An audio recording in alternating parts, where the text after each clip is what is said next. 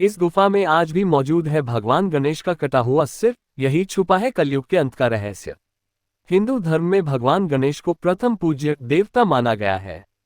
कोई भी मांगलिक कार्य, चाहे वह शादी हो या कोई और शुभ काम, गणेश जी की पूजा के बिना शुरू ही नहीं होता है।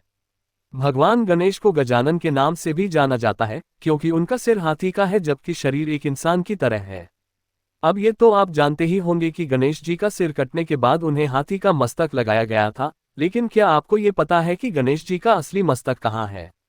आपको जानकर हैरानी होगी कि भगवान गणेश का असली सिर आज भी एक गुफा में मौजूद है। मान्यता है कि भगवान शिव ने गुस्से में आकर गणेश जी का जो मस्तक काटकर शरीर से अलग कर दिया था, उसे उन्होंने एक गुफा में रख दिया था। इस गुफा को पाताल भुवनेश्वर के नाम से जाना जाता है। पाताल भुवनेश्वर में मौजूद गणेश जी की मूर्ति को आदि गणेश के नाम से जाना जाता है। मान्यता है कि कलयुग में इस गुफा की खोज आदि शंकराचार्य ने की थी। ये गुफा उत्तराखंड के पिथौरागढ़ के गंगोलीहाट से 14 किलोमीटर की दूरी पर स्थित है। कहते हैं कि गणेश जी के इस कटे हुए सिर की रक्षा खुद भगवान शिव करते हैं। इस गुफा में भगवान गणेश के कटे शिलारूपी मूर्ति के ठीक ऊपर 108 पंखुड़ियों वाला शवाष्टक दल ब्रह्मकमल के रूप की एक चट्टान है। इस ब्रह्मकमल से भगवान गणेश के शिलारूपी मस्तक पर दिव्य बूंद टपकती है।